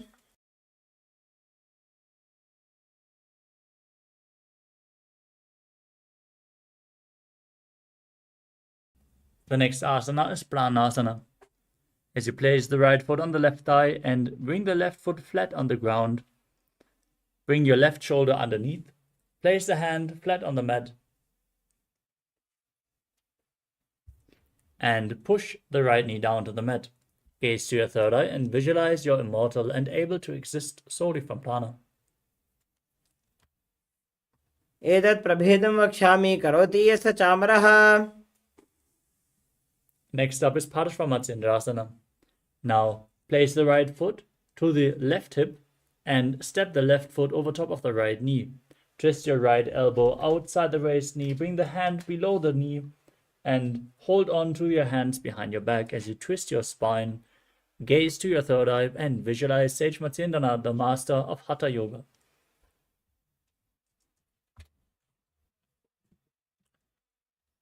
पार्श्वाभ्यां धृतते यास्तु पार्श्वमत्येन्द्रमुत्तमम्.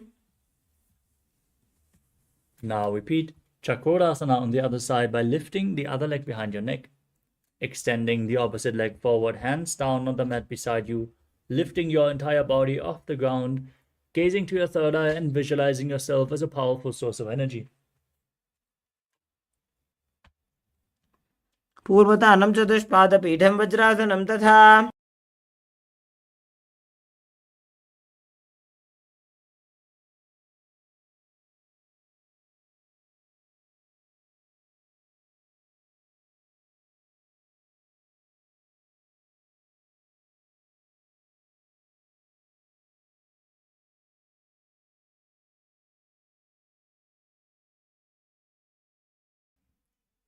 Now repeat Dhanurasana 2 on the other side. Sit with the other leg extended, hold onto the big toes and pull the opposite foot towards your ear as you visualize yourself as a bow.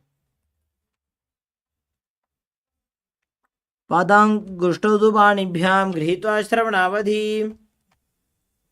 Now repeat Ashtavakrasana on the other side. Lift the other leg over top of your shoulder, hook the opposite foot over top and extend the legs out to the side. Lean forward and balance on your arms as you visualize yourself as a flying crane. वासिष्ठमथ कौण्डिन्यमूर्धकुक्कुटमेव च.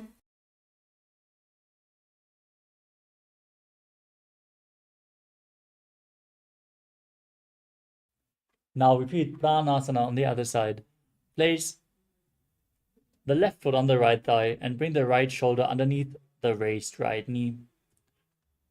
Visualize you're immortal and able to exist solely from prana as you gaze to your third eye. एतत् प्रभेदं वक्ष्यामि करोति यस्य चामरः. Now repeat Parshvamatsindrasana with the left foot at the right hip and the right foot over top, twisting your left arm outside of the raised knee and hold on to the hands behind your back if you can. Gaze up towards your third eye and visualize Matsyendana, the master of Hatha Yoga.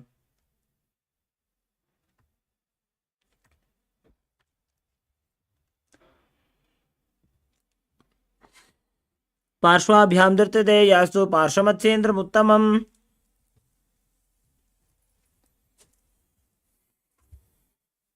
Next up is Ardha Paschimottanasana. Now keep the right leg extended and press the left heel against the groin as you lean forward and down as in Paschimottanasana, holding onto the front foot. As you visualize Swamiji in your inner space, perform Jiva Chala Kumbhaka, inhaling deeply, holding your breath, and then moving the prana up and down and through your limbs by the force of your will. एकं पादं प्रसार्य एकं पादस्य पार्श्वनासीवनि सम्पीड्य. Next up is Kranchasana. Now bring the left foot outside of the hip. Bring the top of the foot flat on the ground as you hold onto the right foot and extend it up straight in front of your face. Keep your knees straight and visualize yourself as a crane.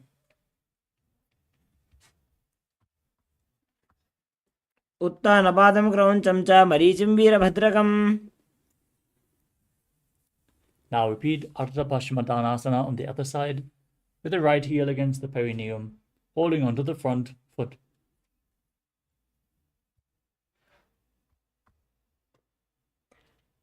एकं पादं प्रसार्य एकं पादस्य पार्श्वनासीवनि सम्पीड्य. Now repeat Kranchasana. Bring the right foot outside of the hip, flat on the ground. Hold onto the left foot and extend it up in front of your face, visualizing yourself as a crane.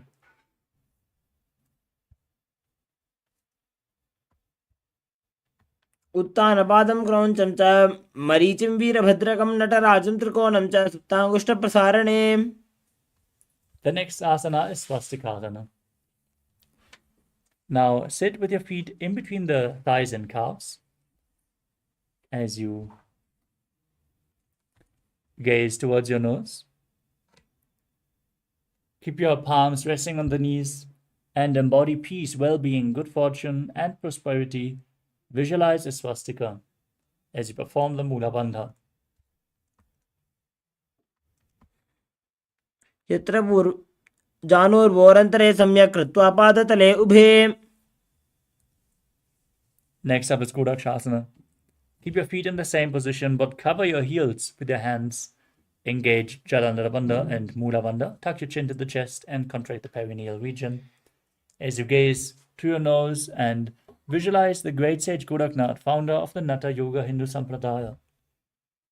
जानूर्वोरन्तरे पादौ उत्तानो व्यक्तसंस्थितौ. The next asana is Bhagasana 2. Now bring your left heel to the perineum and the right foot on the left thigh. Then get ready. Meditate on Arihanta, the Lord, the Enlightened One. As you gaze to your third eye, visualize Swamiji and prepare yourself to enter into Shanmukhi Mudra.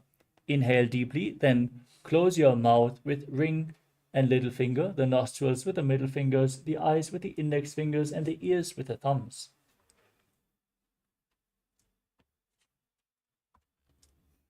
वामपार्श्वौ गुदं संस्थाप्य दक्षाङ्घ्रिवामजगने. Next up is Yogasana. Now place your feet onto the opposite knees. Then place your hands on the ground beside you with the palms facing upwards. Keep your spine straight, gaze towards your nose, visualize Swamiji, and start performing the Kakachantra Kumbhaka, rolling up your tongue and pushing it out of the mouth without touching the teeth. Inhale through the rolled up tongue and exhale through the nose.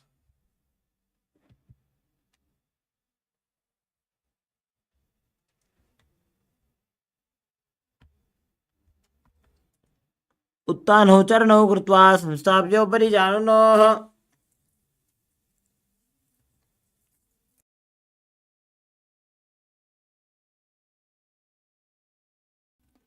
Next up is Urdhva Kukkutasana.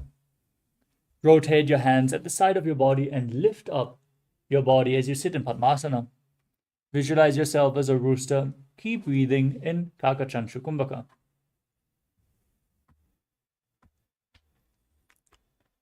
वासिष्ठमथ कौण्डिन्यम् ऊर्ध्वकुक्कुटमेव च. Next up is Siddhaharatali Asana. Sitting in Padmasana, bring your hands in between the legs. Palms flat on the mat. Don't lift your body up. Stay seated on the mat. Gaze to your nose and visualize Swamiji.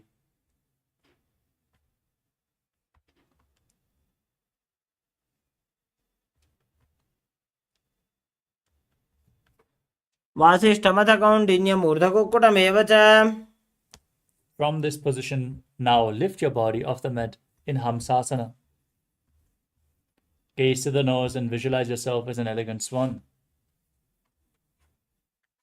आसनं द्विधं प्रोक्तं पद्मं वज्रासनं तथा.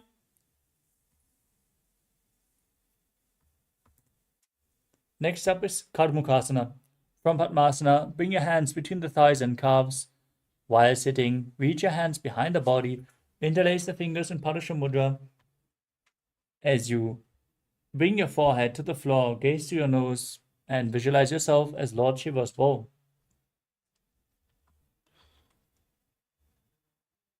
प्रथम पद्म आसन को करे गोड़ासन दिमाही कर इधरे. Next up is Kurmasana 2. From Padmasana, insert both hands through the thighs and calves, bend your elbows and hold onto the respective shoulders with your hands. Visualize yourself as a turtle having a stable body and mind to live for hundreds of years. By जंग पर दक्षिण पावा दाई जंग पर by ल्यावा. Next up is Grandhi Bhedasana. From the same position, tuck your chin to the chest in Chalanilabandha. Gaze to the nose and rejoice, knowing you're sitting in Shiva's secret knot posture. अथ पक्षे नीलकण्ठः ग्रन्थि भेदासनं शुभम्. From the same position, roll onto your back, hold onto your shoulders, as you gaze to the nose and embody a turtle laying on its back in Uttana Kurmasana. कुक्कुटासनबन्धस्थं कराभ्यां धृतकन्धरम्. Now sit back up in Padmasana. As you bring your hands in between the legs, place one palm flat on the mat and hold its wrist. As you lift your body up on one arm, visualizing yourself as a rooster in Pangu Kukkutasana.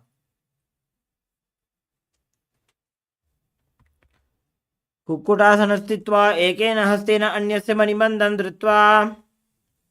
Now place the other hand on the mat. Lift your body up. Repeat Pangu Kukkutasana on the other side. कुक्कुटासनस्थित्वा एकेन हस्तेन अन्यस्य मणिबन्धं धृत्वा. Next up is Gridasana. From Padmasana, place your elbows on the toes and interlace your fingers. As you rest your chin on the knuckles, press your thumbs to the throat and visualize you have gone beyond all greed and covetous. जानोर्भवन्तरे पादौ उत्तानो व्यक्तसंस्थितौ. Next up is Padmasana 3. From Padmasana, hold one hand over the other with the palms facing upwards. Keep your spine straight, gaze to the nose, engage all three bandhas as you visualize Swamiji in your inner space.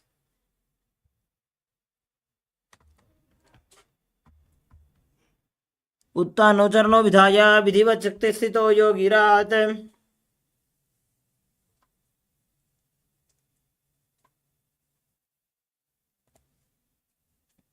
Next up is Padmasana 4. Now place your hands on the respective knees. Gaze to the nose, visualize Paramashivam in your inner space as you perform the Mula Bandha.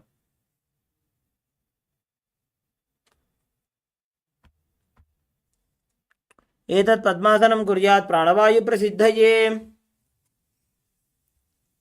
Next up is Karmukasana 2. From Padmasana, keep one hand on the respective knee and hook the other hand around the respective big toe in Prana Mudra. Move the big toe round and round as you visualize yourself as Pinaka, Lord Shiva's bow. Then repeat the movement on the other side. अथान्यासनमावक्ष्ये योगपूरकरक्षणात्. Next up is Karmukasana 3. From Padmasana, cross your arms behind your back and hold on to the opposite big toes.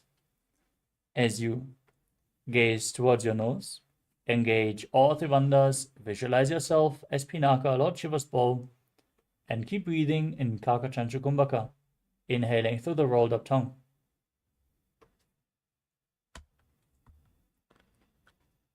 कार्मुकासनमाक्षित्य उदरे पूरयेत् सुखम्.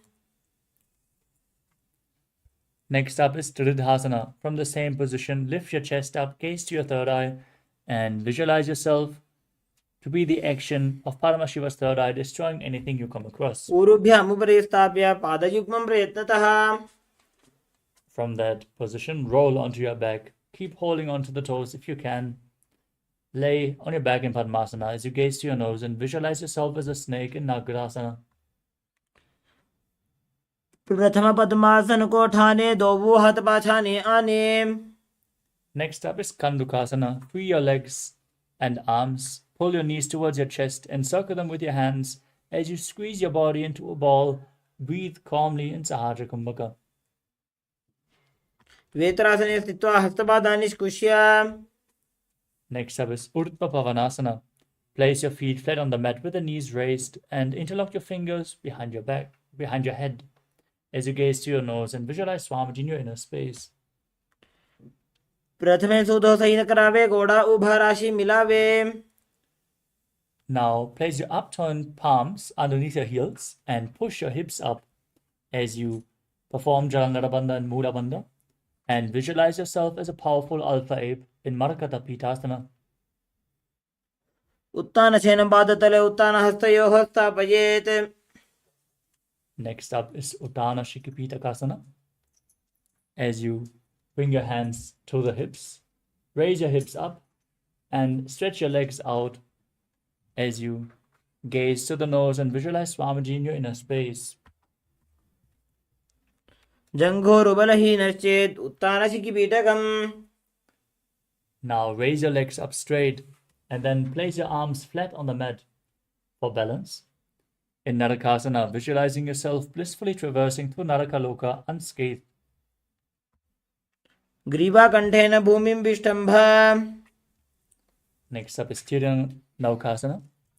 Bring your hands to the lower back and slowly lower and angle your legs, keeping your core engaged as you visualize yourself as a boat crossing the ocean of samsara in Tiranaukasana.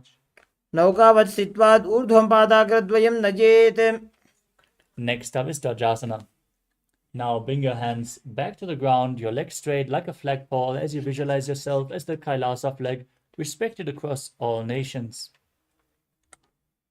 तिर्यन्नौकावते ग्रीवापृष्ठकूर्परैः भूमिं वष्टभ्य. Now lower your body down flat on the mat. Keep your hands by the sides. Engage the Chakichalan Mudra, forcefully pulling the Kundalini Shakti up along your spine as you visualize your body is dead and the Supreme Pontiff of Hinduism, Swamiji, is liberating you. Internally chant the Mahavakya, Om Nithyananda Paramashivoham in Mritasana.